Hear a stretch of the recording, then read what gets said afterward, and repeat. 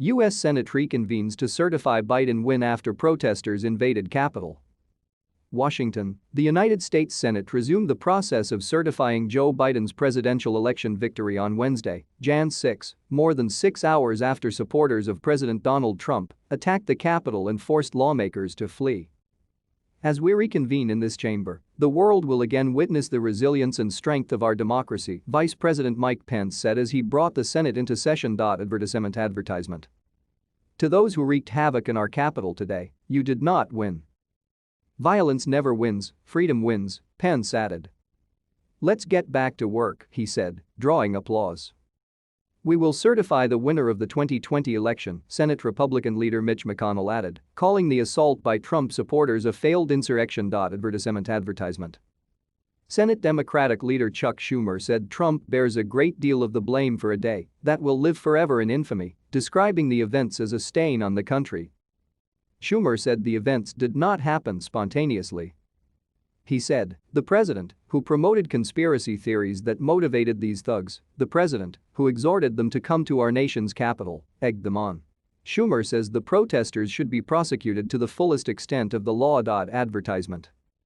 Police declared the Capitol building secure shortly after 5:30 p.m., 6:30 a.m. Singapore time, and lawmakers reconvened shortly after 8 p.m. to resume the election certification. Scores of Republican representatives and 13 GOP senators had planned to object on Wednesday to the electoral votes of perhaps 6 states that backed Biden. In light of the day's violent events, however, multiple Republican senators reversed course and said they would not object to congressional certification of President-elect Joe Biden's victory. Senators Steve Daines of Montana, Mike Braun of Indiana and Kelly Loeffler of Georgia all said they would stand down from planned objections to Biden's win. Loeffler said that the violence, the lawlessness and siege of the halls of Congress were a direct attack on the sanctity of the American democratic process. All three had previously signed on to Trump's false claims of widespread voter fraud to explain his defeat. Loeffler has just days left in her term. She lost her Senate race to Democrat Raphael Warnock earlier on Wednesday. Earlier, House Speaker Nancy Pelosi said that lawmakers would resume the count of electoral votes to confirm the November election result once the U.S. Capitol was cleared. Pelosi said she made the decision in consultation with the Pentagon, the Justice Department and the Vice President, who will preside. We have decided we should proceed tonight at the Capitol once it is cleared for use, Pelosi said in a letter to colleagues after reports that the building was secured by police and demonstrators were removed.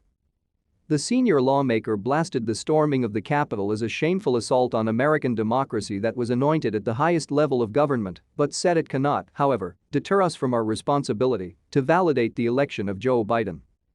She noted the day would always be part of history, but now it would be as such a shameful picture of our country was put out into the world.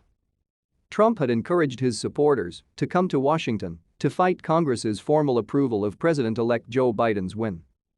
He held a rally earlier on Wednesday and urged his supporters to march to the Capitol, telling them to get rid of the weak Congresspeople and saying, "Get the weak ones, get out. This is the time for strength."